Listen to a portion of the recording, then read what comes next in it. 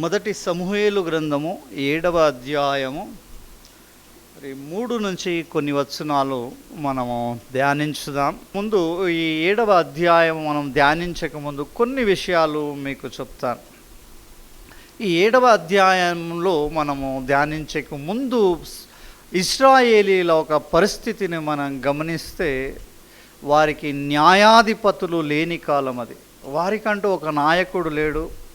వారిని ఈ విధంగా ఉండాలా, ఈ విధంగా పని చేసుకోవాలా, ఈ విధంగా దేవుడి మీద ఆధారపడాలని ఒక నాయకుడు లేని కాలం అంటూ ఒకటి ఉన్నింది. ఆ కాలంలో న్యాయాధిపతులు లేని కాలం అని బైబిల్ గ్రంథంలో రాయబడి ఉంది.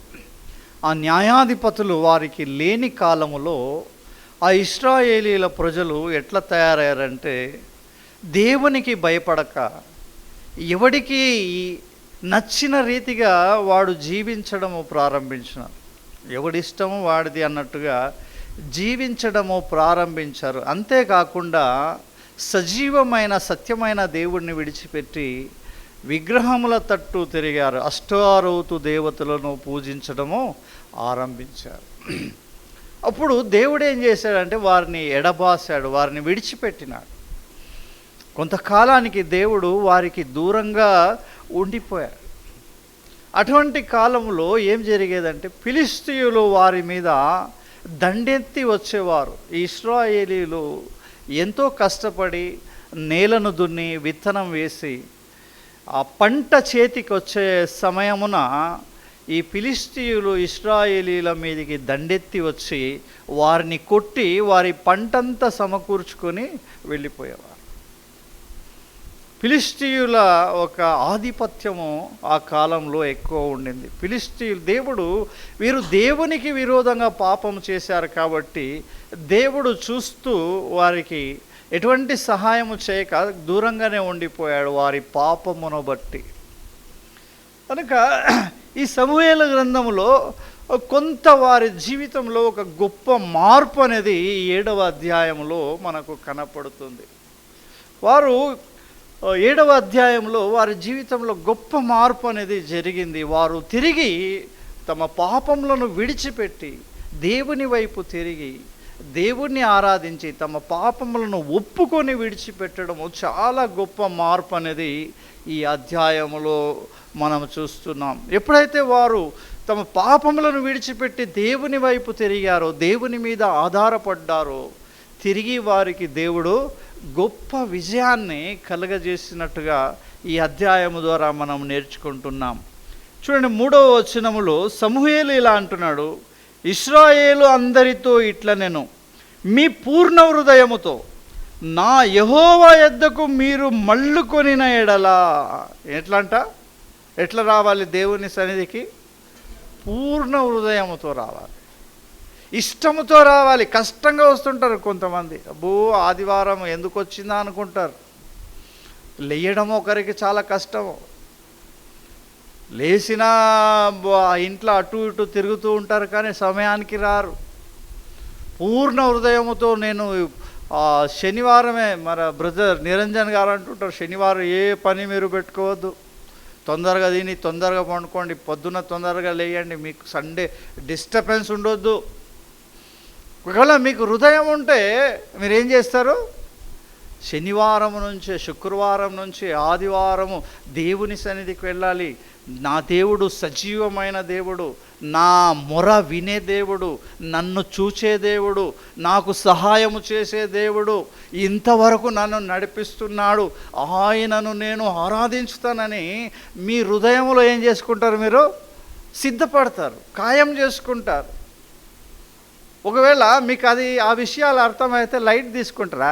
8 గంటలకు 8 గంటలకు చర్చ్ ఉంటే 8:30కు పోతే ఏమవుతుంది, 9కి పోతే ఏమవుతుంది, 10కి పోతే ఏమవుతుంది, పోకుంటే ఏమవుతుంది, ఇటువంటి ఆలోచనలు వస్తూ ఉంటాయి. ఏమవుతుంది?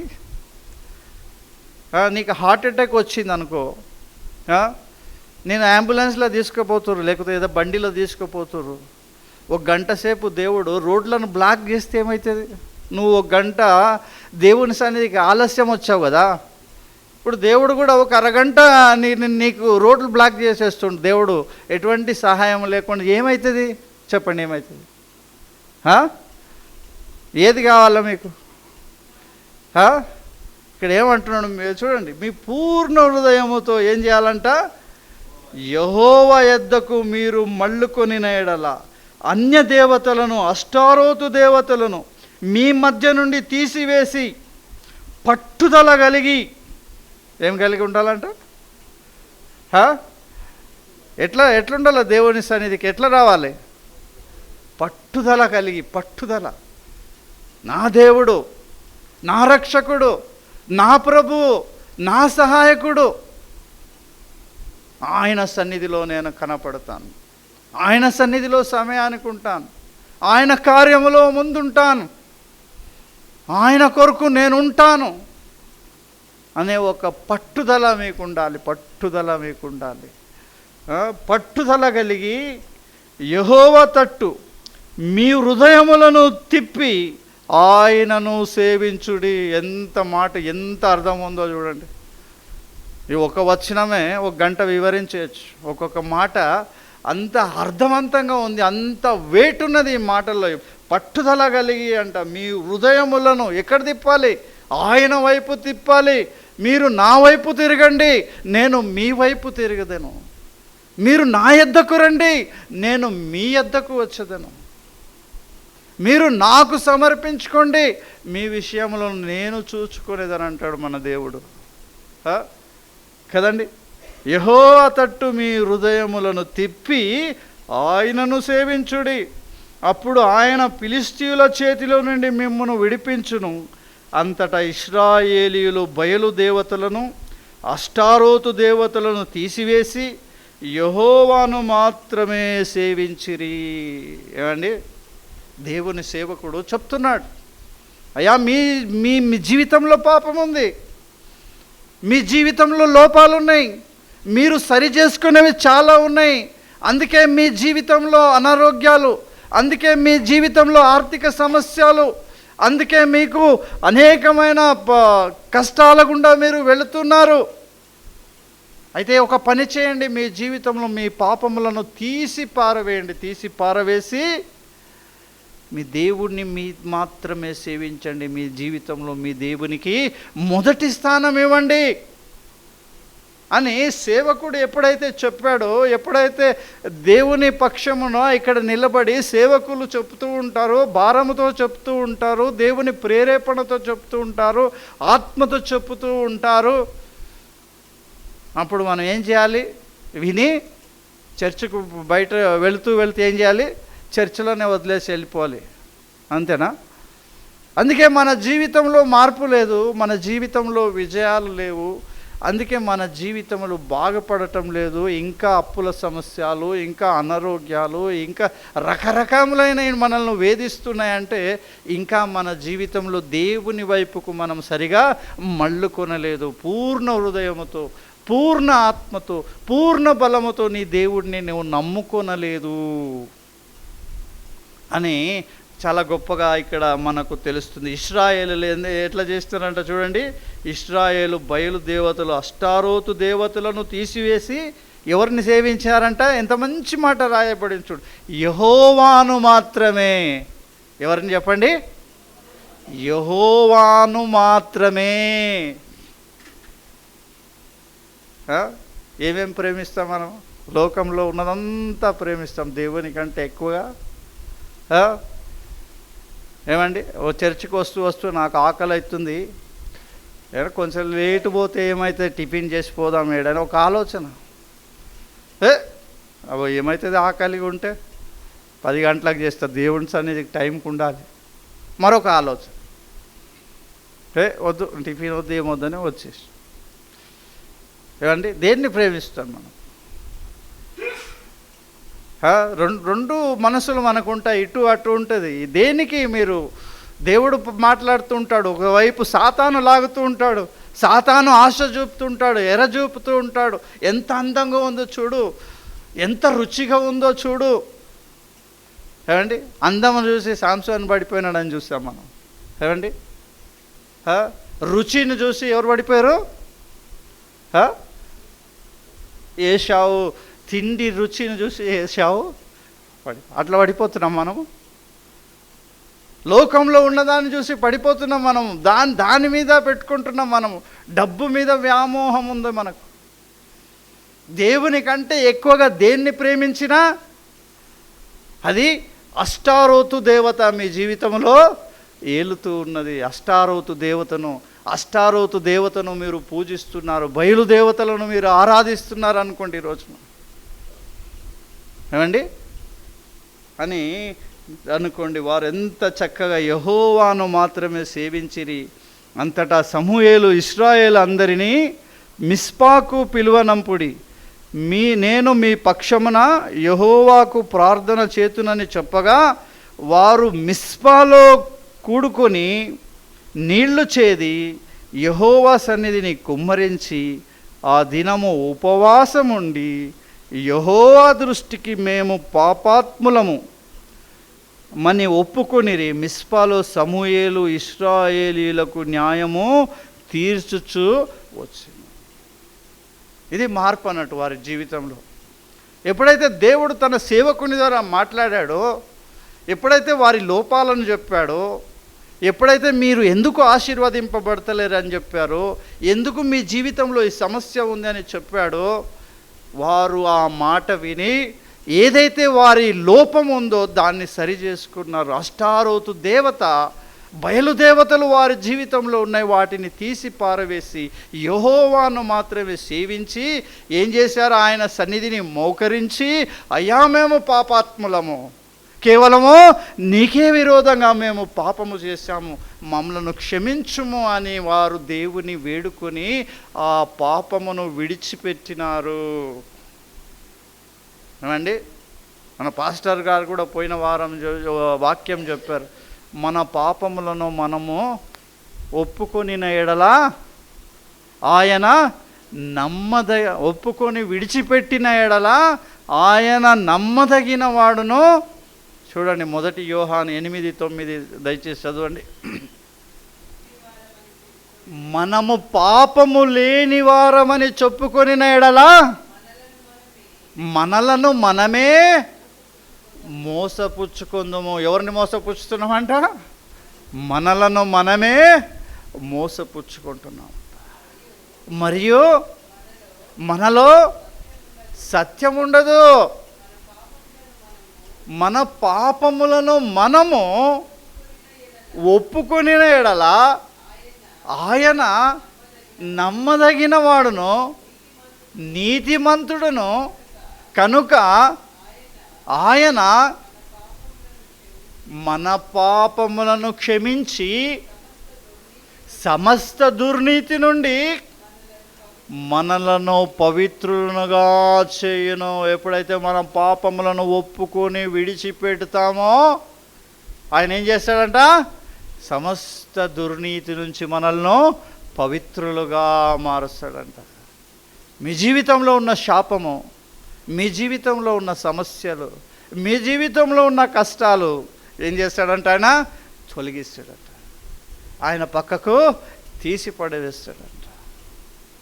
కానీ తర్వాత వచ్చినాం, ఏం చూస్తున్నాం? యెహోవా 7 ఇశ్రాయేలీయులు మిస్పాలో కూడి ఉన్నారని. చూడండి, ఇప్పుడు మళ్ళీ ఫిలిష్తీయులు ఇశ్రాయేలీయులు మిస్పాలో కూడి ఉన్నారని ఫిలిష్తీయులు వినినప్పుడు ఫిలిష్తీయుల సర్దారులు ఇశ్రాయేలీల మీదికి వచ్చిరి. ఈ సంగతి ఇశ్రాయేలీలు విని ఫిలిష్తీయులకు భయపడి, మన దేవుడైన యెహోవాను ఫిలిష్తీయుల చేతిలో నుండి మనలను రక్షించినట్లుగా మా కొరకు ఆయనను ప్రార్థన చేయుట మానవద్దని సమూయేలు నొద్ద మనవి చేసిరి. ఏమండి, చెప్పినాను కదా హిస్టరీ ఆరంభంలో. ఇంతకుముందు ఏం జరిగేది ఇశ్రాయేలీల జీవితంలో? ఈ సర్దారులు, ఫిలిష్తీయుల సర్దారులు పంట చేతికి వచ్చే టయానికి ఇశ్రాయేలీల మీద దాడి చేసి వారిని కొట్టి ఆ పంటంతా కోసుకొని మూటలు కట్టుకొని వెళ్ళిపోయారు. కష్టము వీరుపడితే అనుభవించేది ఎవరు?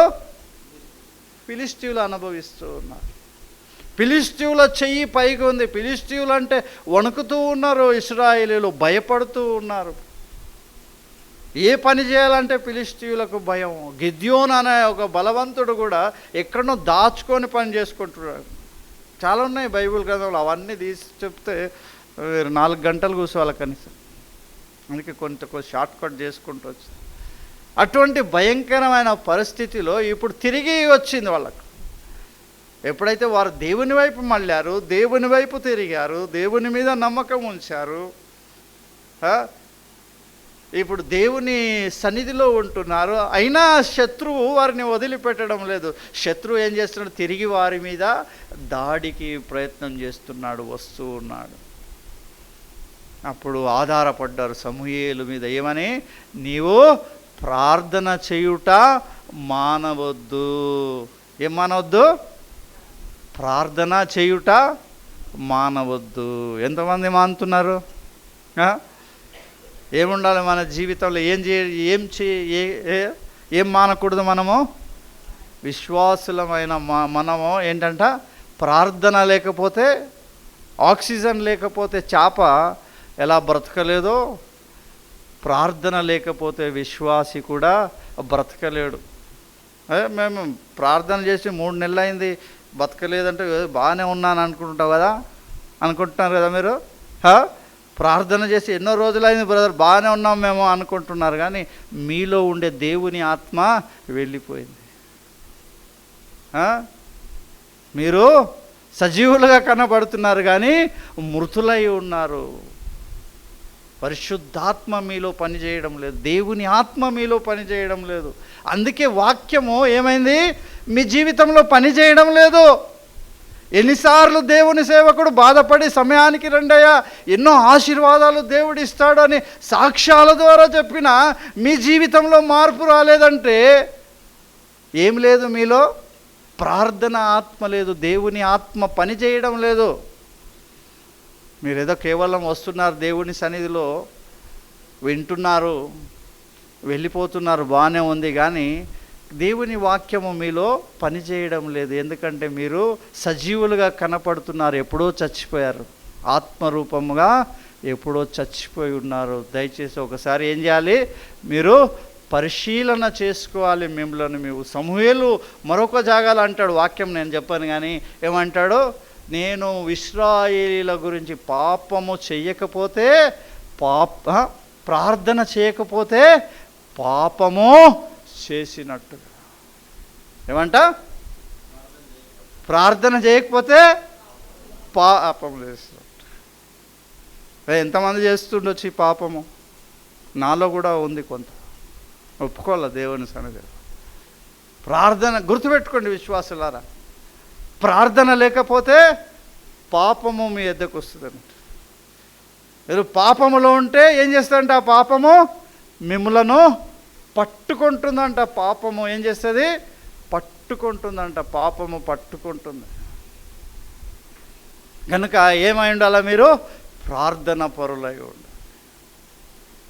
ఒక వ్యక్తి పాములను ఆడించేవాడంట. పాములను ఏం చేసేవాడు? రోడ్ల మీద పాములను పెంచుకొని ఆడించేవాడు. అతడు ఏం చేశాడంటే ఒక కొండ చిలువను పెంచుకున్నాడంట. కొండ చిలువను పెంచుకున్నాడు, భారీ సైజుగా పెద్దగా తయారైపోయింది. దానికి మంచిగా గుడ్లు, కోడిలు వేసి బాగా మేపుతూ ఉన్నాడు. దాని ద్వారా ఆదాయం పొందుతూ ఉన్నాడు. దాని ద్వారా తన పోషణ జరుగుతుంది, మంచిగా డబ్బు సంపాదిస్తూ ఉన్నాడు. ఆయన రోడ్ల మీద ఆ పామును తీసుకొని వెళ్ళి అదేమో పెట్టుకొని, అది ఇట్లా కొడతారు కదా, డుగ్గు డుగ్గు డుగ్గు డుగ్గు డుగ్గు, రాము బయటికి రా అంటే ఆ పాము బయటకు వచ్చేది. ఎక్కువ నా మీద ఎక్కువ అంటే ఆ పాము ఏం చేసేదంటే ఆయన మీద ఎక్కేదంటే ఇట్లా చుట్టుకుంటూ ఆ కొండ చిలువ ఎక్కేది. ఆ రాము డుగ్గు డుగ్గు డుగ్గు డుగ్గు దిగిపో అంటే అది మెల్లగా కిందికి దిగిపోయేదంటే. ఇది తన జీవితంలో కొండ చిలువతోనే ఆడుకుంటున్నాడు. మనము పాపముతోనే ఆడుకుంటూ ఉన్నాం, ఆయన కొండ చిలువతోనే ఆడుకుంటున్నాడు.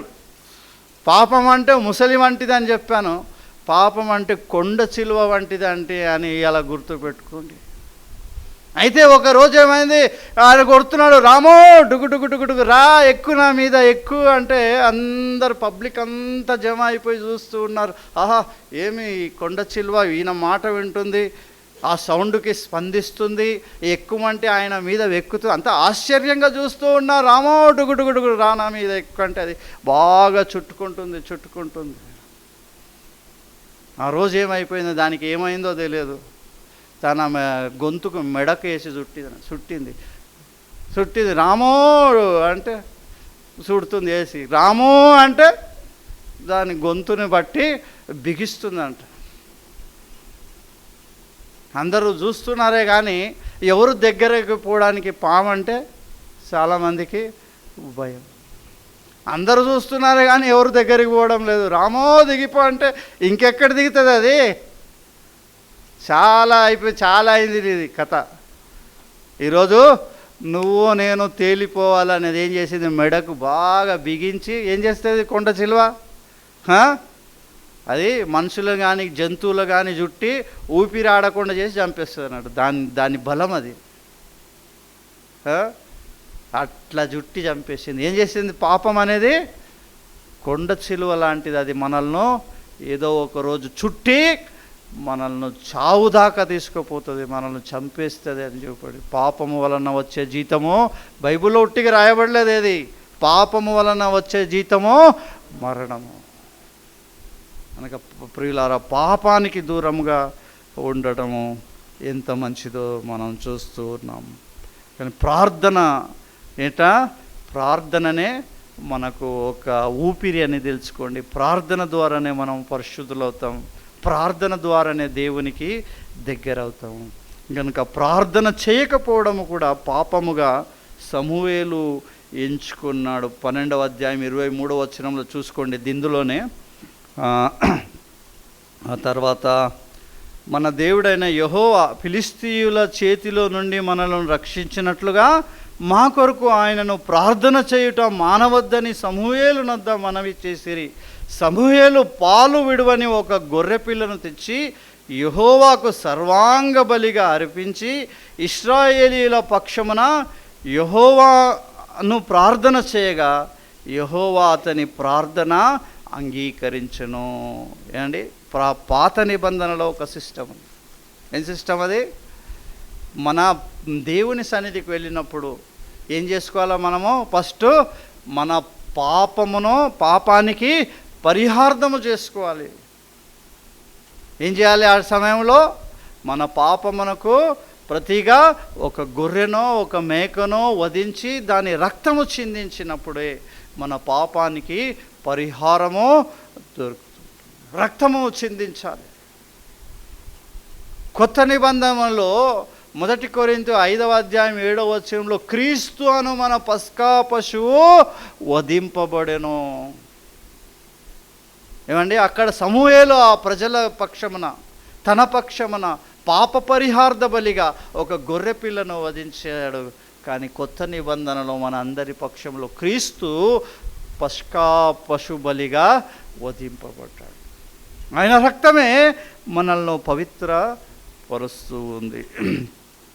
తర్వాత మనం ఇక్కడ సమూయేలు దహన బలి అర్పించుచుండగా ఫిలిష్తీయులు యుద్ధము చేయుటకై ఇశ్రాయేలీయుల మీదికి వచ్చిరి. అయితే యెహోవా ఆ దినమున ఫిలిష్తీయుల మీద మెండుగా ఉరుములు ఉరిమించి వారిని తారుమారు చేయగా వారు ఇశ్రాయేలీయుల చేత ఓడిపోయిరి. ఏం జరిగిందమ్మా? ఇంతవరకు ఏం జరుగుతుంది? ఇప్పుడేం జరిగింది? ఇంతవరకు ఇశ్రాయేలీల ఫిలిష్తీయుల చెయ్యి ఇశ్రాయేలీల మీద బరువుగా ఉంది. ఫిలిష్తీయుల చేతిలో ఇశ్రాయేలీలు ఓడిపోతూ ఉన్నారు. కానీ ఈ దినమున యెహోవా దగ్గరికి వెళ్ళి తమ పాపములను ఒప్పుకొని వాటిని విడిచిపెట్టి తమ పాప పరిహార్థ బలిగా ఒక గొర్రెపిల్లను వధించి వారు దేవుని వైపుకు తిరిగినప్పుడు వారికి ఏం చేస్తున్నాడంటే దేవుడు వారి జీవితంలో ఏం చేస్తున్నాడు? అద్భుతం చేస్తున్నాడు. ఆశ్చర్య కార్యాలు చేసే దేవుడు మన దేవుడు. ఉత్తుత్తి దేవుడు కాదు. లైవ్గా చూస్తున్నాం. మన సంఘంలో అయితే మొదటి ఆదివారమున ఎన్ని సాక్ష్యాలు విన్నామండి. ఎన్ని విన్నాం చెప్పండి. మన పాస్టర్ గారిది ఒక గొప్ప సాక్ష్యం అయితే, ఝాన్సీ ఒక సాక్ష్యం చెప్పింది. మన ఝాన్సీను పక్షంలో ఎవరో సాక్ష్యం చెప్పారు. అద్భుతాలు చేస్తున్నాడు దేవుడు. ఎప్పుడైతే నీవు ఆయన వైపు మళ్ళుకొని నేడలా. మా తమ్ముడు ఉన్నాడు, బయట కూర్చొని ఉన్నాడు. ఎంతకాలము చెప్పినాం రారా దేవుని సన్నిధికి, వచ్చినా కానీ ఏదో పురుగు పాకినట్టు ఉండేది తనకు, ఎప్పుడెప్పుడు బయటికి వెళ్ళిపోవాలా. ఇప్పుడు దేవుని వైపుకు మళ్ళుకొని తిరిగి, ఎంత పెద్ద సమస్య అది, క్యాన్సర్ అనే సమస్య ఎంతో పెద్ద సమస్య. మేము భయపడిపోయినాం, ఇంత పెద్ద గడ్డ వచ్చి ఇంత అయితే ఏమవుతుందో, ఎట్లా ఈ నోటినంతా కట్ చేసి ఆపరేషన్ చేస్తారో, అయ్యో దేవుడా ఎందుకు ఈ సమస్య, నువ్వు చెప్పినప్పుడు వినలేకపోతేవి కదరా, వద్దురా గుట్కాలు వేయొద్దంటే వినలేక బాధ హృదయంలో. అటువంటి సమయంలో దేవుని వైపుకు మళ్ళుకొనినప్పుడు, దేవుని మీద ఆధారపడినప్పుడు, మళ్ళీ తిరిగి పోయిన ఆదివారం ఆయన ముఖం చూస్తే సంతోషం అనిపించింది, గుండెలో భారం అంతా దిగిపోయినట్టు అనిపించింది. మరొకసారి దేవుని కార్యములు, అబ్బా ఎంత ఆశ్చర్యకరుడు మన దేవుడు, నిజంగా అద్భుతాలు చేస్తాడా, అద్భుతాలు చేసే దేవుడు. ఇశ్రాయేలీల జీవితంలో అద్భుతాలు చేస్తున్నాడు. ప్రకృతికి ఆర్డర్ ఇచ్చినాడు, ఉరుములు ఏమి కురుస్తున్నాయి, వాళ్ళు వస్తే ఉరుములు కురిసి వారి మీద పడుతూ మెండుగా కురిపించినాడంట. ఉరుములు వారిని తారుమారు చేసి ఇశ్రాయేలీల చేతికి వారిని అప్పగించి ఇశ్రాయేలీల చేతిలో వారిని చంపించినాడు దేవుడు. గొప్ప విజయాన్ని దేవుడు వారికి ఆ రోజున ఇచ్చినాడు. ఇశ్రాయేలీలు మిస్పాల నుండి బయలుదేరి బేత్కారు వరకు ఫిలిష్తీయులను తరిమి హతము చేసిరి. అప్పుడు సమూయేలు రాయి తీసి మిస్పాకును షేనుకును మధ్య దానిని నిలిపి, ఇంతవరకు యెహోవా మనకు సహాయము చేసేనని చెప్పి దానికి ఎబెనేజర్ అని పేరు పెట్టెను. చెప్పండి, ఇంతవరకు యెహోవా, చెప్పండి నాతో పాటు, ఇంతవరకు యెహోవా మనకు సహాయము చేసెను, ఆయన పేరు ఎబెనేజరు. ఏమండి ఎబెనేజర్ అంటే? ఇంతవరకు యెహోవా మనకు సహాయము చేసెను. ఏమండి, ఒక 10 రోజులు నేను చాలా సిక్ అయిపోయాను, నాకే అర్థం కాలేదు, అంత భయంకరంగా చలి జ్వరము వదలటం లేదు. కనీసం 10 రోజులు ఉండింది, 10 రోజులు చలి జ్వరము. ఏదో స్కూల్లో సర్వీస్ చేస్తున్నాము, స్కూల్ పిల్లలకు వెళ్ళాలి, ఒక 25 మంది పిల్లలు ఉంటారు, 25 మందికి చెప్పాలి నాకు జ్వరం వచ్చింది, నాకు అది వచ్చింది, నేను రాలేను. ఈ బాధతో ఇంతమందికి ఎవడు చెప్తాడని పొద్దుగాల పూట ఆ జ్వరంలోనే లేచి వెళ్ళిపోయి స్కూల్ పిల్లల్ని దించి ఇంటికి వచ్చి పండుకొని మళ్ళీ టైంకి పోయి పిల్లల్ని దించి వచ్చి మళ్ళీ వండుకొని అంత చేత కాకుండా అయిపోయింది. ఏమైందో తెలియదు, అంత భయంకరంగా చలి జ్వరము. దానితో పాటు కొన్ని రోజులైనాక దగ్గు వస్తుంది, పొడి దగ్గు స్టార్ట్ అయింది. అంతకు ముందు లాస్ట్, ఇది ఆగస్ట్ కాదు, జూలై లాస్ట్ వారంలో నేనే ఇక్కడ నిలబడి వాక్యం చెప్పినాను. అప్పుడు కూడా నాకు జ్వరం అంతకు ముందు రోజే స్టార్ట్ అయింది. జ్వరంలో ఉన్నాను, వాయిస్ రావడం లేదు, డల్గా ఉన్నాను. దేవుని వాక్యము సేవకుడు కోరాడు కాబట్టి చెప్పాలి కాబట్టి చెప్పాను. ఏం చెప్పాను? మన పాపము మనల్ని పట్టుకుంటుంది అని ఒక మెసేజ్ నేను ఇచ్చాను. తిరిగి సండే కూడా అలాగే ఉంది, నా ప్రాబ్లము అలాగే ఉంది, జ్వరం ఉంది. మొదటి ఆదివారము అందరూ వచ్చారు చర్చ్కి, నేను కూడా వచ్చాను, బయట కూర్చున్నాను, డల్నెస్ ఉన్నది, దగ్గుతూ ఉన్నాను, బాగా దగ్గు వస్తుంది, పొడి పొడి దగ్గు వస్తుంది. ఏమండి, బాగా దగ్గుకుంటూ కూర్చున్నాను. అక్కడి నుంచి అక్కడ బాగా చెమటలు వస్తున్నాయి, ఆ ట్యాబ్లెట్ వలన చెమటలు అక్కడనే ఆ ఫ్యాన్ కింద వచ్చి కూర్చుంటుంది. ఆయాసం వస్తుంది, ఒట్టిగా ఏదో ఆయాసం, ఊపిరి తీసుకోవడానికి కష్టంగా అనిపిస్తుంది. చర్చ్ అంతా అయిపోయింది, తిరిగి అక్కడ వెళ్ళి కూర్చున్నాను. మన దేవదాస్ బ్రదర్ వాళ్ళ కూతుర్లు 2 వచ్చారు నా దగ్గరికి. ఏమైందంటే, అమ్మ దగ్గు వస్తుంది, పొడి దగ్గు వస్తుంది, ఒంట్లో బాగాలేదు, 10 రోజులు అయిపోయింది, పొడి దగ్గు బాగా వస్తుంది, ఈ కఫం ఏం రావడం లేదు అంటే, ఆమె ఏమన్నా నాన్నకు కూడా ఇట్లనే ఉండింది, హార్ట్కి కింద భాగంలో ఆక్సిజన్ అందకపోతే ఇట్లా ప్రాబ్లం వస్తుందన్న, ఇట్లనే పొడి దగ్గు వస్తుంటుందని ఆమె పెట్టింది నాకు. ఇక చూడు ఇక నా హాలత్, ఊరు నాయన ఎక్కడ బాధరా బాబు ఇది. నాకేమన్నా తిరిగి ఆ హార్ట్ ప్రాబ్లం ఏంటో నాకు తెలుసు. నేను ఎన్ని బాధలు పడ్డానో, నరకాన్ని చూసినానో, స్వర్గాన్ని కూడా చూసి వచ్చిన వాడిని. తిరిగి ఇది ఏదో పెద్ద బాధ అంటే నా జీవితంలో ఇక నేను భరించలేను. ప్రభువా, కావాలంటే నా మీద నీకు కోపం ఉంటే, నేను నీకు వ్యతిరేకంగా చేసినవి చాలానే ఉంటాయి, లేదనను, లేదంటే పాపం చేసినాం చాలానే ఉంటాయి, పర్వాలేదు, నన్ను తీసుకో, నన్ను చంపేయి, పర్వాలేదు, కానీ ఇటువంటి ఏది బాధలు మాత్రం నాకు పెట్టొద్దు అండి. ఇటువంటివి బాధలు పెట్టొద్దు. ఒకటే ప్రార్థన మనసులో చేసుకుంటూ మళ్ళా చేసుకుంటున్నానే కానీ మళ్ళీ థాట్స్ వస్తున్నాయి. ఆ స్పెషలిస్ట్, ఆ డాక్టర్ని కలుద్దామా, ఒకసారి గుండె పరీక్ష, చూడండి మనిషికి ఎన్ని ఉంటాయో, గుండె పరీక్ష చేద్దామా.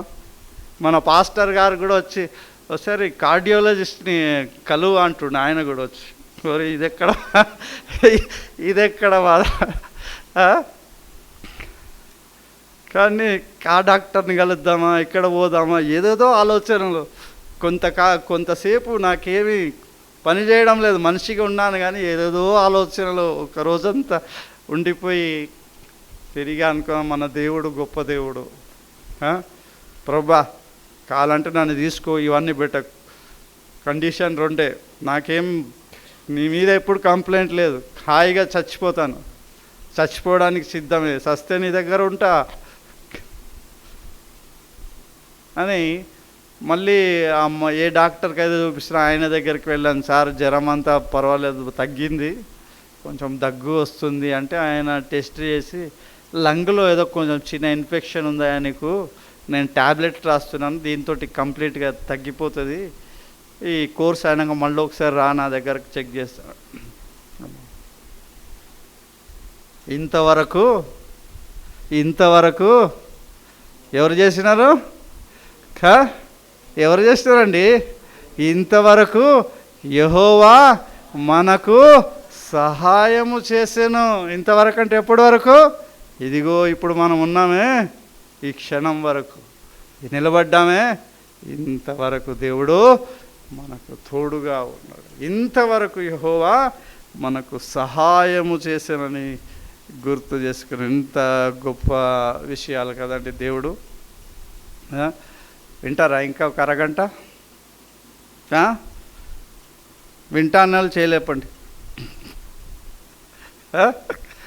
చాలామంది ఎబ్రీ పత్రిక 12వ అధ్యాయము రండి, తొందర ముగిద్దాం. ఎబ్రీ పత్రిక 12వ అధ్యాయము 5వ వచనంలో చూడండి ఏముంది.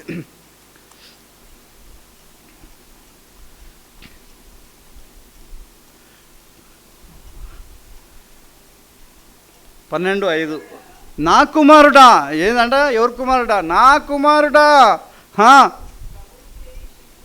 ప్రభువు చేయు శిక్షను తృణీకరింపకము, ఆయన నిన్ను గద్దించినప్పుడు విసుకకుము. ఎంత మంచి వాక్యము చూడండి. ఏంట, ఆగమ్మా, ఏం చేస్తాడంట దేవుడు? మనల్ని గద్దిస్తాడంట ఆయన, మనల్ని శిక్షిస్తాడంట ఆయన. మాటి మాటికి దేవుని సేవకుడు దేవుని పక్షంలో నిలబడి మాటికి చెప్తూ ఉంటే నీ జీవితంలో మార్పు రాకపోతే ఎవరు యాక్షన్ తీసుకుంటారు? ఇక దేవుడు దిగుతాడు. ఇక సేవకుడిని, పాస్టర్ సందీప్ పక్కన జరుగు, సరే వీళ్ళ సంగతి నేను చూస్తాను. ఏం చేస్తాడు? నీకు ఏదో చిన్నగా పెడతాడు, చలి జ్వరం అని పెడతాడు. చలి జ్వరం వస్తుంది, వణుకుతూ ఉంటుంది. డాక్టర్ దగ్గర పోతావు, నీ హార్ట్లో ఏదో ప్రాబ్లం ఉందా అంటాడు. ఆవిడ ఏమవుతావు? అన్నీ మర్చిపోతావా, నువ్వే దిక్కు. ఇంతకాలం ఎక్కడున్నావా నువ్వు? దేవుని సన్నిధికి సమయానికి రా అంటే ఎప్పుడు రాలేదు. అది దేవుని సన్నిధిలో ఉండంటే సరిగా కనపడవు, ప్రార్థన జీవితం ఆరంభించాయంటే ప్రార్థన చేసుకోవు. కానీ ఇప్పుడు సమస్య రాగానే, దేవుడు మొత్తగానే, దేవుడు గద్దించగానే ఎక్కడ ఆటోమేటిక్గా వంగిపోతాయి కాళ్ళు, ఆటోమేటిక్గా బెండ్ అయిపోతాయి. ప్రభువా నీవే దిక్కు కదా. యోబు గ్రంథంలో చాలా మంచిగా మాట్లాడుతారు చూడండి. యోబు 5వ అధ్యాయం 17వ వచనం.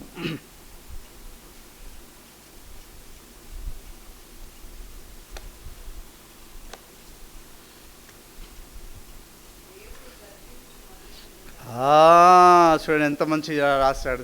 యోబు ఎటువంటి పరిస్థితిలో ఉన్నాడండి? యోబు ఎటువంటి పరిస్థితిలో ఉన్నాడు?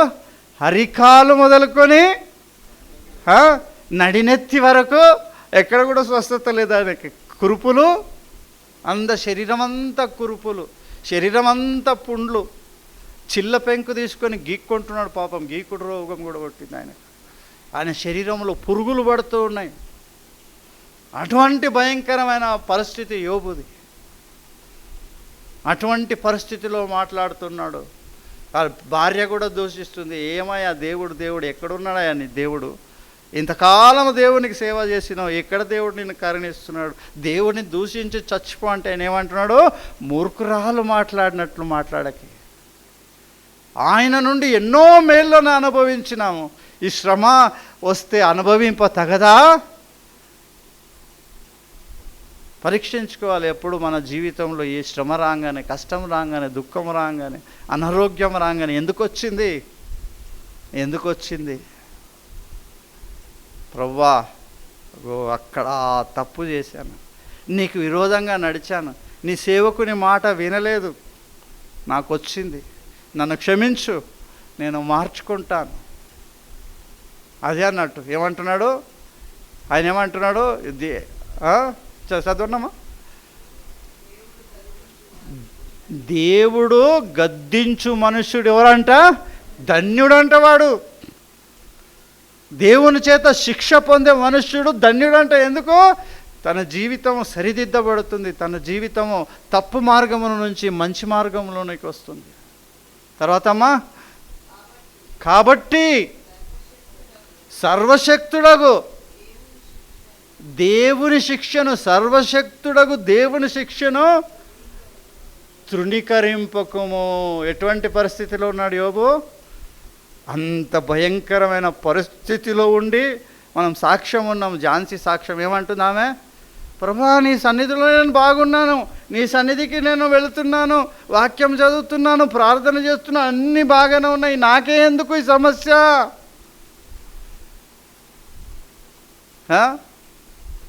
తిరిగి ఆమెకు కూడా యోబే గుర్తుకొచ్చినాడంట. యోబే గుర్తుకొచ్చినట్టు అన్ని సమస్యలు కూడా యోబు దేవుడిని స్తుతించాడే, నేనెందుకు దేవుడిని స్తుతించొద్దు? మంచి సాక్ష్యం కదా. మార్పు జీవితంలో దేవుడు బాగా చేస్తున్నాడు. ఇవాళ లేకపోతే రేపైనా బాగా చేస్తాడు. ఇంకా ఏం లోపం ఉందో నీలో దాన్ని బయటికి తీసి మొత్తము ప్యూరిఫై, నీ లోపల ఉండే కెమికల్స్ అంతా బయటికి వెళ్ళిపోయి,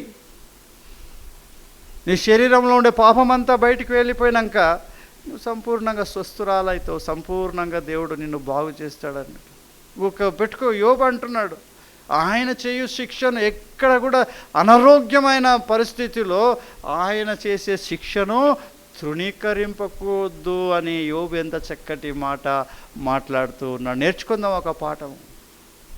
తర్వాత వచనం కూడా బాగుంటుందమ్మా, చదువు. ఆయన గాయపరిచి, ఎవరు గాయపరుస్తాడంట? ఆయన గాయపరిచి ఎవరంట? దేవుడే గాయపరుస్తున్నాడు ఇక్కడ. ఆయన గాయపరిచి ఆయనే గాయమును కట్టును. ఆయన గాయము చేయును, ఆయన చేతులే స్వస్థపరచును. హల్లెలూయా! ఎంత మంచి మాట అండి.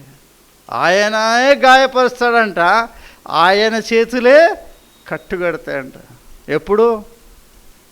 ఎప్పుడైతే నీకు గాయమైందో, ఈ గాయం ఎందుకైందో నాకు నీ పాపములను నువ్వు జ్ఞాపకం చేసుకొని క్షమించుమని కన్నీరు కార్చి, అయ్యా ఇక చేయనని ఆయనకు మాటిచ్చి ఆయన వైపు తిరిగి నీ పూర్ణ హృదయంతో ఆయనను సేవిస్తే డాక్టర్ అవసరం లేక, ఇక డాక్టరుతో పని లేదు, పేరుకే డాక్టరు, అంతా ఆయనే చూసుకుంటాడు. 6వ వచనం హెబ్రీ పత్రిక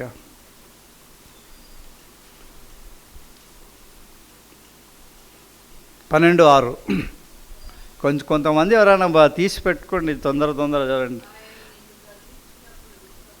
ఆయన నిన్ను గద్దించినప్పుడు విసుకకుము.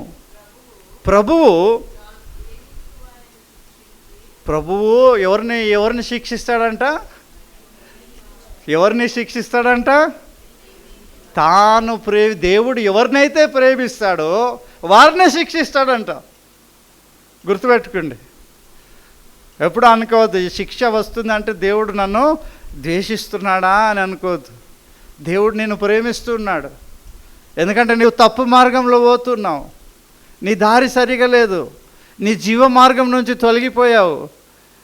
అందుకే దేవుడు నిన్ను శిక్షిస్తున్నాడు, తిరిగి నీవు జీవ మార్గంలోకి రావాలని. తర్వాత ఆగుదాం.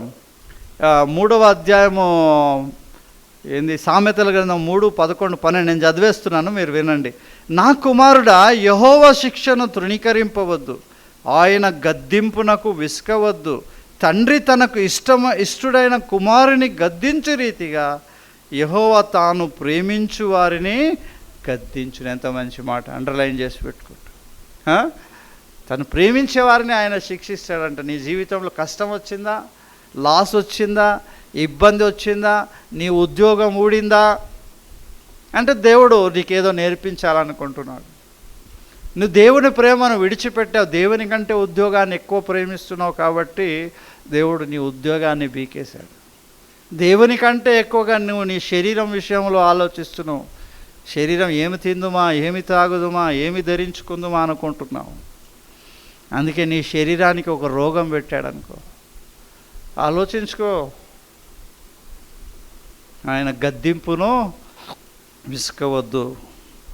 ఆ తర్వాత 7వ వచనంలో ఎవరైతే ఆయన గద్దింపునకు లోబడతారో, ఆయన శిక్షను అంగీకరిస్తారో, ఆయన గాయపరిచినప్పుడు ఒప్పుకుంటారో, ప్రభావములను క్షమించమని ఆయన మీద పడతారో వారు దేవుని కుమారులంట. ఎవరైతే తృణీకరిస్తారో వారు దేవుని కుమారులు కారంట, వారు దుర్బీజులు అంటున్నాడు అక్కడ హెబ్రీ పత్రికలో. అబ్బా, దేవుడు ఇంత శిక్ష పెట్టాడు, ఇంతకాలము 30 సంవత్సరాలను అయింది దేవుడిని నమ్ముకొని దేవుని సంఘానికి వెళ్తున్నాను, ఏమి లాభమో, నాకేం మేలు కలిగింది, ఎప్పుడు బాధనే, ఎప్పుడు దుఃఖమే, ఎప్పుడు అనారోగ్యమే, దేవుడు వద్దు ఏమొద్దు అంటే మీరెవరు? దుర్బీజులే, మీరు దేవుని పిల్లలు కారు, మీరు సర్ప సంతానం. అంగీకరించండి, దేవుని శిక్షను కూడా అంగీకరించాలి, దేవునికి స్తోత్రం చెల్లించాలి. దేవా, ఈ గాయము ద్వారా, ఈ శిక్ష ద్వారా నన్ను సరిదిద్దుతున్నావయ్యా, నీకు స్తోత్రం. నేను లోబడలే, నీ సేవకుడు ఎంత మొత్తుకున్నా నేను లోబడలే, నీ వాక్యము నాతో ఎడతెరిపి లేకుండా మాట్లాడుతున్నా నేను లోబడలేదు. అందుకే నాకు ఈ శిక్షను నా మీద ఉంచావు, దీని ద్వారా నా జీవితంలో మార్పు కలుగుతుంది. వందనాలయ్యా. ఎవరైతే దేవుణ్ణి ఆ రకంగా నువ్వు ఆరాధిస్తావో, అంగీకరిస్తావో, నువ్వెవరంట? దేవుని కుమారుడవు, దేవుని కుమార్తెగా దేవుడు పిలుస్తున్నాడు. ఆ తర్వాత 8 నుంచి ఏముంది? కుమారులైన వారందరూ శిక్షలో పాలు పొందుచున్నారు, మీరు పొందని ఎడల దుర్బీజులే, కుమారులు కారు. మరియు శరీర సంబంధులైన తండ్రులు మనకు శిక్షకులై ఉండిరి, వారి యందు భయభక్తులు కలిగి ఉంటిమి. అట్లయితే ఆత్మలకు తండ్రి అయిన వానికి మరీ ఎక్కువగా లోబడి బ్రతకవలెను కదా. ఎంత మంచి మాట అండి. ఏమంట? మన పిల్లలు తప్పు చేస్తే మనం చూస్తూ మంచి చేసినావు, బాగా చేసినావు అంటామా? మన పిల్లలు తప్పు చేస్తే ఏం చేస్తాము? వారిని శిక్షిస్తాము. ఈ శారీరక తండ్రులే మనల్ని శిక్షిస్తున్నారు కదా, మన ఆత్మలకు తండ్రి ఏం చేస్తాడంట? మరి ఎక్కువగా శిక్షింపవలను కదా, నేను సరిచేయాలి, నీ జీవితము సరిదిద్దాలి అంటే ఆయన తండ్రి అయిన వారిని మరీ ఎక్కువగా ఏం చేయాలి? మరియు శరీర సంబంధులైన తండ్రులు మనకు శిక్షకులై ఉండిరి, వారి యందు భయభక్తులు కలిగి ఉంటిమి. ఎప్పుడైతే తండ్రులు మనల్ని శిక్షిస్తారో, గద్దిస్తారో, భయపెడతారో, మనము మరి ఎక్కువగా వారి మాట విని వారికి నమ్మకంగా మారుతారే మన పిల్లలు. అప్పుడు అట్లయితే ఆత్మలకు తండ్రి అయిన వానికి మరి ఎక్కువగా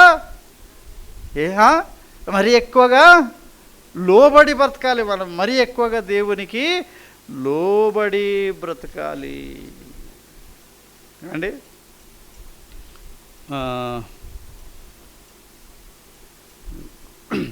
ఇంకో కొంచెం టైం ఉంది. మరి చూడండి, మన దేవుడు ఎటువంటి దేవుడు అంటే, హాగరు మంచి పేరు పెట్టింది. 16వ అధ్యాయం 6 నుంచి 14 వరకు మనం చదివినట్టయితే ఆ భాగంలో మనకేం కనబడుతుందంటే, షారాయి హాగర్ను మీరు రాసుకొని ఇంటికి వెళ్ళి చదువుకున్నాము. నేను ఇంకా ఆ రెఫరెన్స్లు అన్నీ చెప్పుకుంటూ ఉంటే టైం అవుతుంది, నేను తృప్తంగా చెప్పేస్తాను. ఏమైంది? అబ్రాముకు ఎంతమంది భార్యలు అయ్యారు? 2 భార్యలు అయ్యారు. ఎవరు? షారాయి, హాగరు. ఏమండి? ఎప్పుడైతే ఈ షారాయికి హాగర్కు ఒక కుమారుడు ఉన్నాడు, షారాయికేమో పిల్లలు లేరనే హాగర్నిచ్చి అబ్రాముకు పెళ్లి చేసింది. అంతవరకు బాగుంది. హాగరు బిడ్డను కన్నది, అక్కడ కూడా బాగున్నది. కానీ ఇప్పుడు ఏమైంది? షారాయి కూడా గర్భవతి అయింది.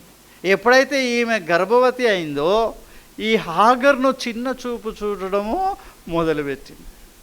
ఎందుకు చిన్న చూపు చూస్తుందంటే, అబ్రహాము షారాయి కొడుకు కంటే కూడా ఈ హాగర్ కొడుకు ఇష్మాయేలు పెద్దవాడు. పెద్దవానికి 2 అధికారం ఉంటుందంట ఆస్తుల పైనంత.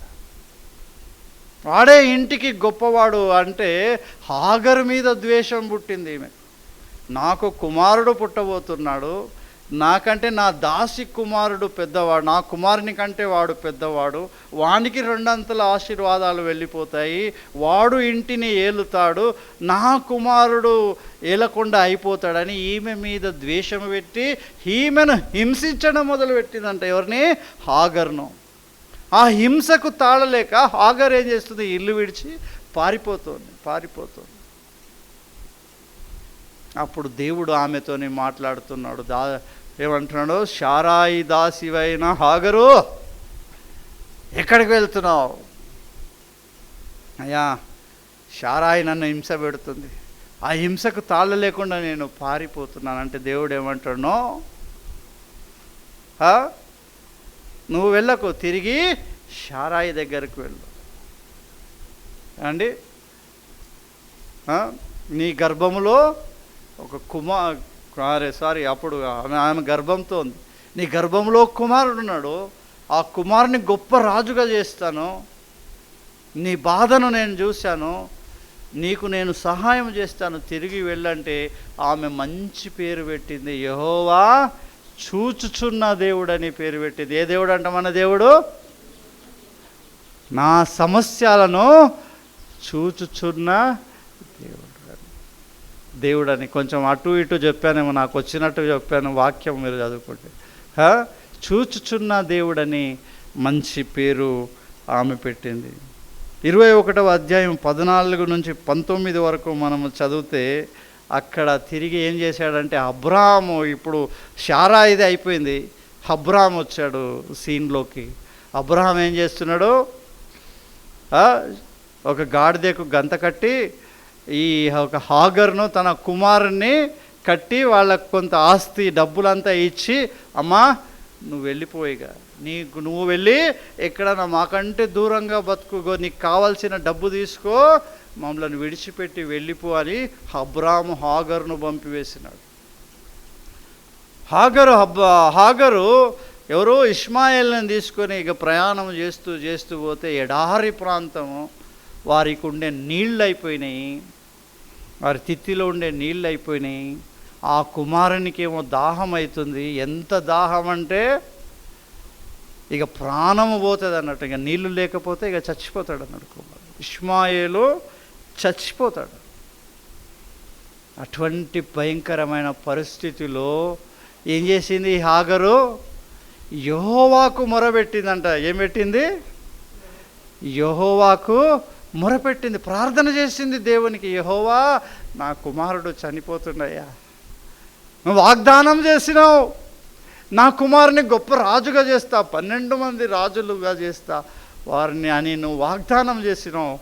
కానీ ఇప్పుడు దాహానికి నా కుమారుడు చనిపోబోతున్నాడు. ఏంటి పరిస్థితి అంటే, యెహోవా ఏం చేశాడంట? ఆమె మొరను విన్నాడంట. ఏమండి, యెహోవా ఆమె మొరను విని ఏం చేశాడంట? ఆమె కన్నులు తెరిచినాడంట. ఆమె కన్నులు తెరవంగానే ఆమెకు ఒక ఊట కనబడ్డది అక్కడ. ఆ ఊట నుంచి నీళ్లు తెచ్చి తన కుమారునికి తాపింది. తాపి ఏంటంటే, ఎటువంటి దేవుడు మన దేవుడు? మన మొర ఆలకించే దేవుడు, మన ప్రార్థన వినే దేవుడు. ఆయన మనల్ని చూసే దేవుడు, మన సమస్యలను చూసే దేవుడు, మన కష్టాలను చూసే దేవుడు, మన ఇబ్బందులను చూసే దేవుడు, మన అవమానములను చూసే దేవుడు. ఆయన కన్నులు మూయబడలేదు. ఆయన చూసుచున్న దేవుడని హాగరు అక్కడ పేరు పెట్టి, ఇక్కడ ఆయన నా మొరను వినేను. మన దేవుడు మన మొరను ఆలకించే దేవుడని పేరు పెట్టింది. 145వ కీర్తన, యథార్థముగా మొరపెట్టు వారందరికీ యెహోవా సమీపముగా ఉన్నాడు. ఏమండి, యథార్థంగా మొరపెట్టడం నేర్చుకో. దేవునికి ఉన్నది ఉన్నట్టు పెట్టుకో. దేవుని దగ్గర ఏం దాచకు. దేవుని దగ్గర దాయడం మంచిది కాదు. నువ్వు దాస్తే ఆయనకు తెలియదని నువ్వు అనుకోకు. ఆయనకు సమస్తమో తెలుసు. అందుకే నిజముగా మొరపెట్టు అంటున్నాడు. నిజముగా మొరపెట్టు వారందరికీ యెహోవా సమీపముగా అనున్నాడు. సమీపముగా అని అక్కడ ఉంది. మరి 59 యెషయా గ్రంథం 1-2 అధ్యాయంలో ఏముంది? మీ మొర వినకుండునట్లు నా చెవులు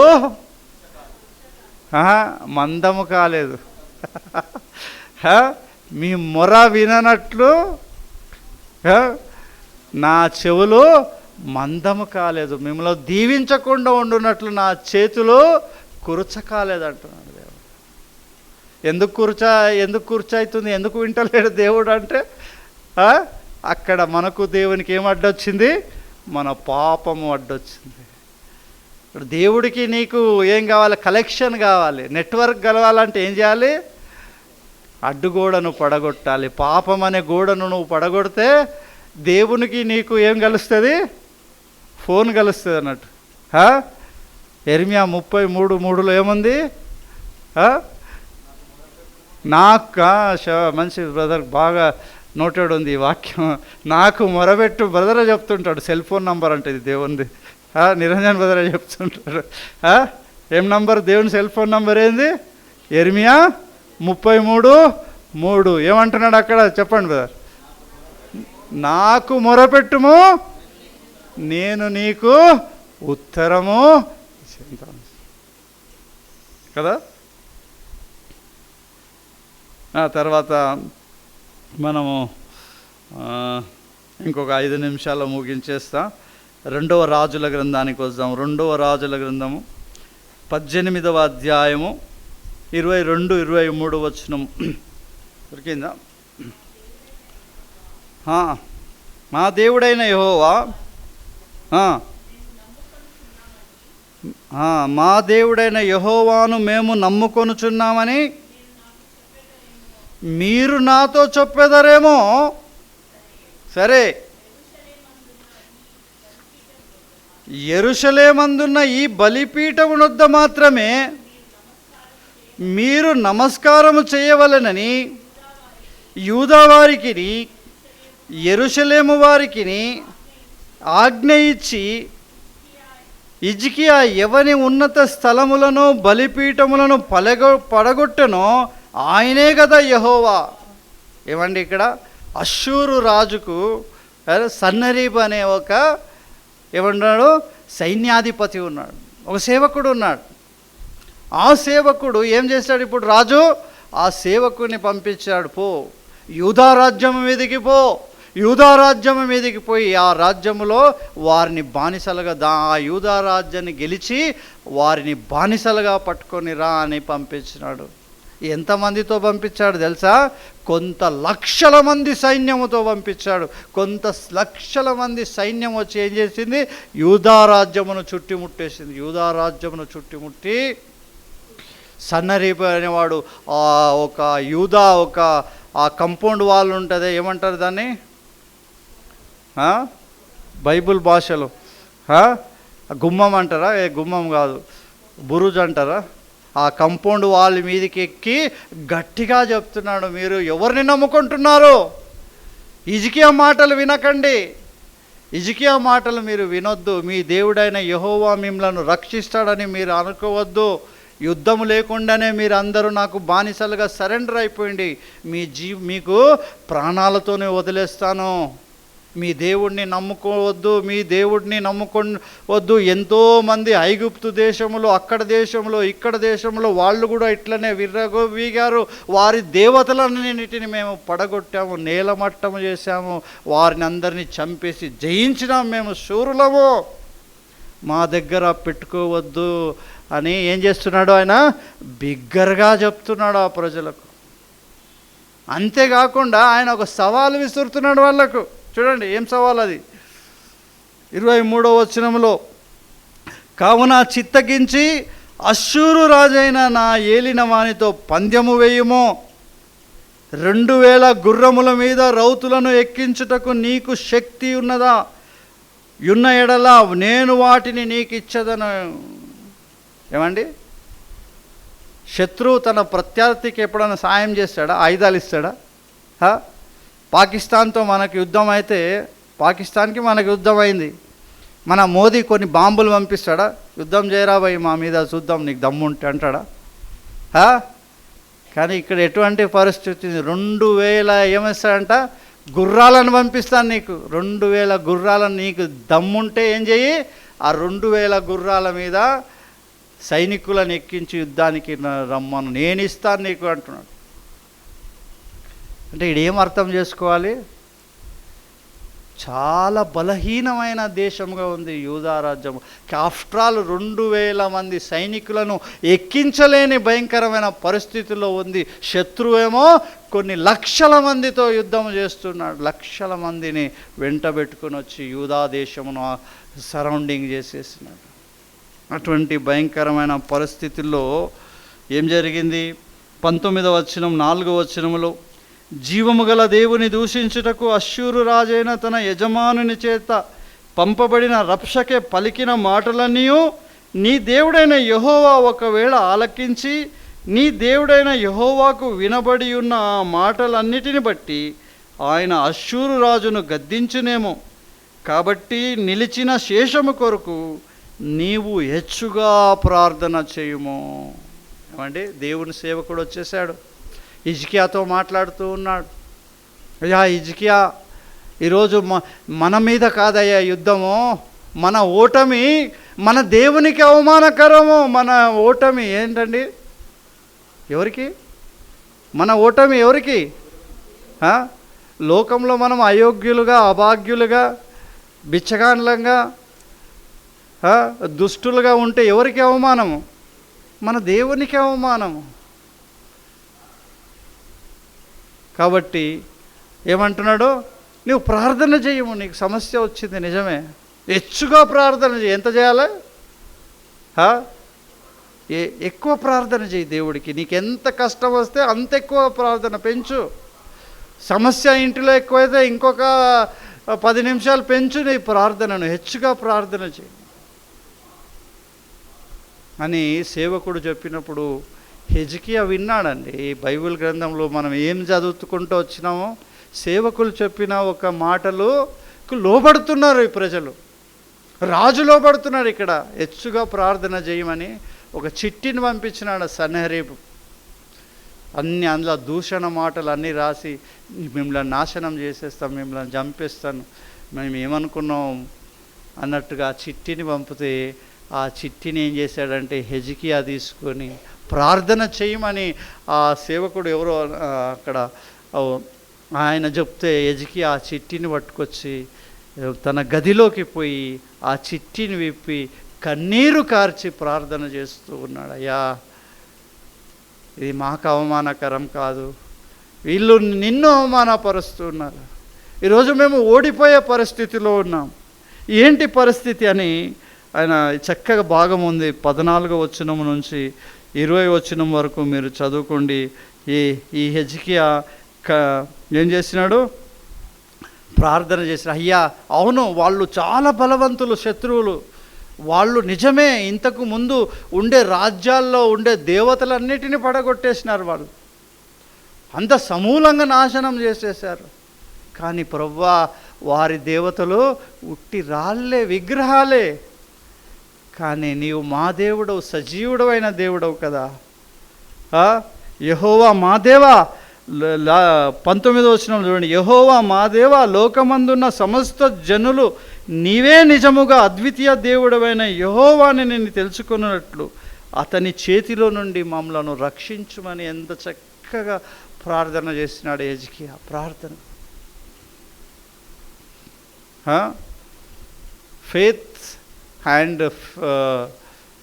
faith and prayer is equal to victory అని ఒకసారి వాక్యం చెప్పాను. విశ్వాసము, ప్రార్థన.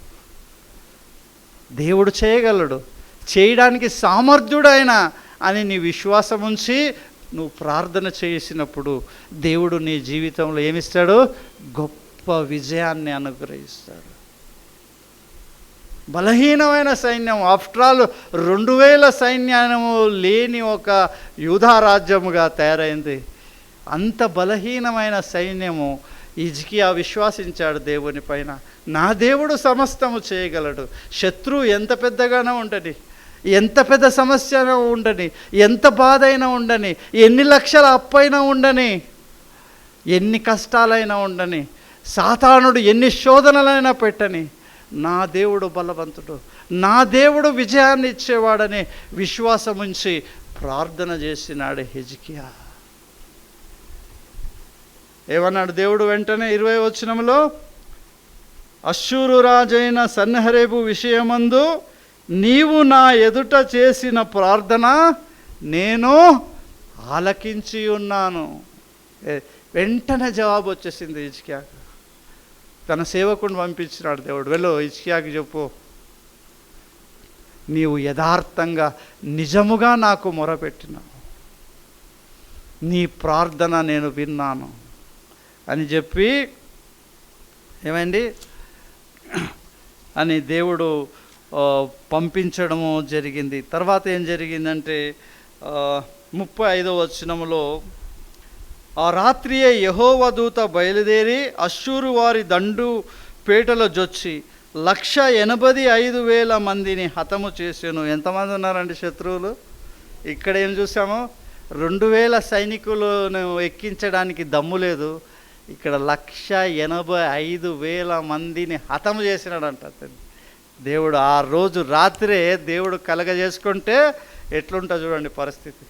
దూతను పంపించాడు, భయంకరంగా ఉంది సైన్యము, వెళ్ళు వారి పని పట్టు అంటే ఏమి వైరస్ పోయిందో ఏమో, ఏమి తెగుళ్ళు వారి మధ్యలో పుట్టిందో ఏమో తెలియదు. రాత్రికి రాత్రే ఇట్లా నేల కూలిపోయినారు సైనికులంతా. 185,000 మంది రాత్రికి రాత్రే చచ్చిపోయినారు. మాట నాది? మామూలు విషయం అది? దేవుడు ఎంత గొప్పవాడో చూడండి. దేవుడు ఎంత గొప్పవాడు. ఎన్ని సాక్ష్యాలు మనం వింటున్నాం. మన జీవితంలో మార్పు రాదే? దేవుడంటే భయపడమే, దేవుడంటే విశ్వాసం ఉంచమే, దేవుడంటే మొదటి స్థానం మనం ఇయ్యమే. ఎందుకని? ఈరోజు జేమ్స్ బ్రదర్ ఇక్కడ చెప్పినంత ఏదో ఒక హిస్టరీ కథ ఇది నిజం కాదు. ఇది నిజమా? కథ ఇది ఏదో రాసినారని అట్లా అనుకుంటాం మనం. నిజం అనుకుంటే దేవునికి భయపడతాం. హిజ్కియా వాళ్ళే ప్రార్థన చేస్తాం, హిజ్కియా వాళ్ళే దేవుని మీద ఆధారపడతాం, హిజ్కియా వాళ్ళే కన్నీరు కారుస్తాం. అదే రోజు ఏమైపోయింది? 1,85,000 మంది, ఎక్కడ పోయిందో, 85,000 మందిని హతము చేసెను. ఉదయమున జనులు లేచి చూడగా వారందరూ మృత కళేబురములై ఉండిరి. అశ్షూరు రాజైన సన్హరీబు తిరిగిపోయి నీనెవే పట్టణమునకు వచ్చి నివసించిన తర్వాత అతడు నిస్రోకు తన దేవత మందిరమునకు ముక్కుచుండగా అతని కుమారులైన అద్రేమెలెకును షరేజరును ఖడ్గముతో అతని చంపి అరారాతు దేశములోనికి తప్పించుకొని పోయిరి. ఏమండి, దేవుడు ఎంత సామర్థ్యుడు! ఎవరి చేత చంపించినాడంట ఈ శత్రువుని? తన సొంత కుమారుల కన్న కొడుకులే చంపేసినారు వాడిని. ఎంత గర్వమో వాడికి! సాతానుకి ఎంత గర్వమో! సాతాను ఎన్ని ఇబ్బందులు పెడతాడో మనల్ని, ఎన్ని అవమానాలు తెస్తాడో. నీ దేవుడు ఏం చేస్తాడురా? నేను పెట్టిన ఈ రోగం మీద నీ దేవుడు ఏం చేస్తాడు? నేను పెట్టిన ఈ కష్టాల మీద నీ దేవుడు ఏం చేయలేడు అని సాతాను మన జీవితంలో విర్రవేగిపోతూ ఉండొచ్చు. కాబట్టి దేవుడు ఆ సాతాన్ని ఏం చేస్తాడు? నేను కృష్ణ బ్రదర్కి ఒక వాక్యం చెప్తూ ఉంటాను ఎప్పుడు. ఆయన కొంచెం భయం అంటే ఎక్కువ. ఏం చెప్తాను బ్రదర్? శీఘ్రముగా దేవుడు సాతానును మీ కాళ్ళ కింద అణగద్రొక్కించిన చితగా కొట్టి. ఎవరి కాళ్ళ కింద ఉంటాడు సాతానుడు? మన కాళ్ళ కింద ఉంటాడు సాతాను. ఇంకొక 2 వాక్యాలు ఉన్నాయి, ఓపిక పడితే అయిపోతుంది. యెహోషువ గ్రంథం 21:44 చివరి మాట చదవండి. యెహోషువ గ్రంథము 21వ అధ్యాయం 44వ వచనం.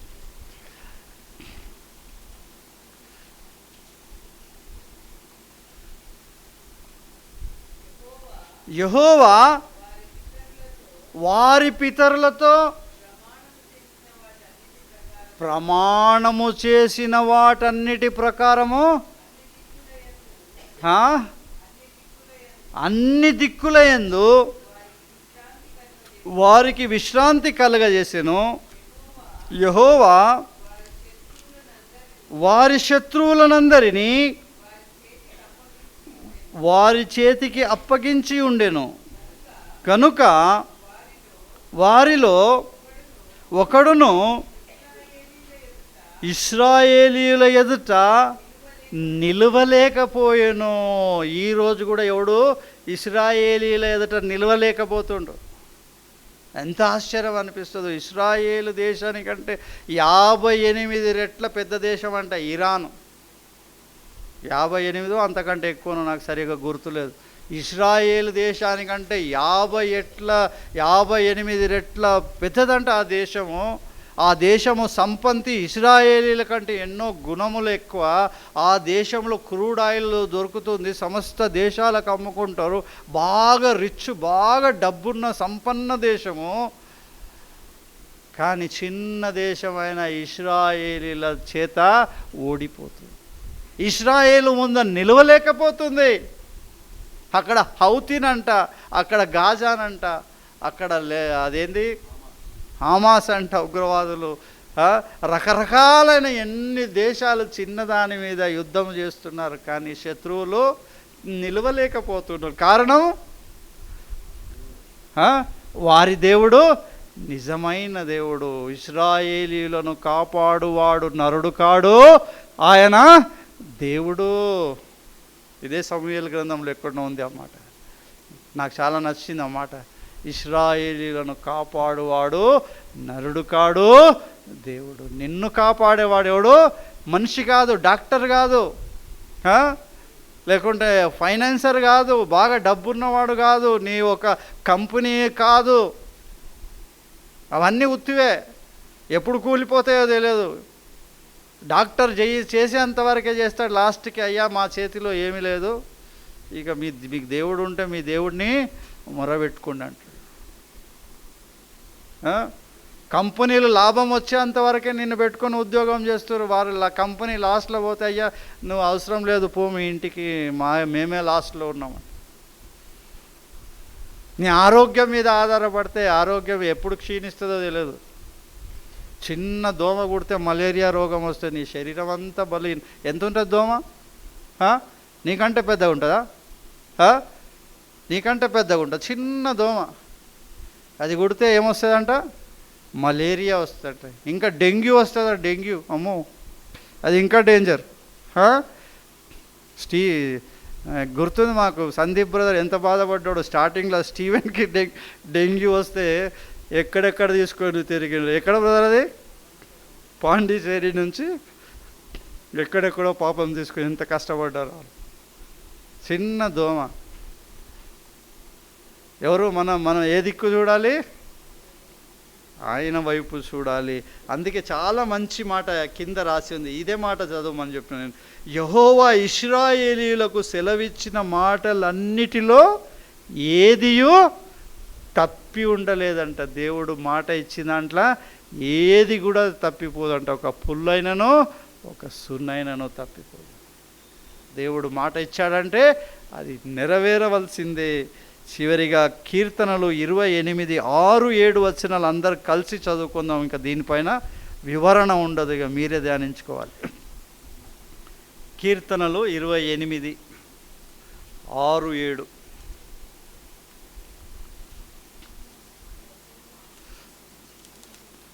సరే అందరు కలిసి చదువుకుందాము. అందరు తీయండి, అందరు కలిసి చదువుకుందాం.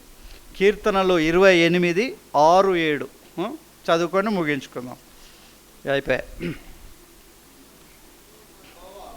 యెహోవా నా విజ్ఞాపన ధ్వని ఆలకించి ఉన్నాడు, ఆయనకు స్తోత్రము కలుగునుగాక. యెహోవా నా ఆశ్రయము, నా కేడెము, నా హృదయము ఆయన యందు నమ్మిక ఉంచెను గనుక నాకు సహాయము కలిగెను. కావున నా హృదయము ప్రహర్షించుచున్నది, కీర్తనలతో నేను ఆయనను సనుతించెదను.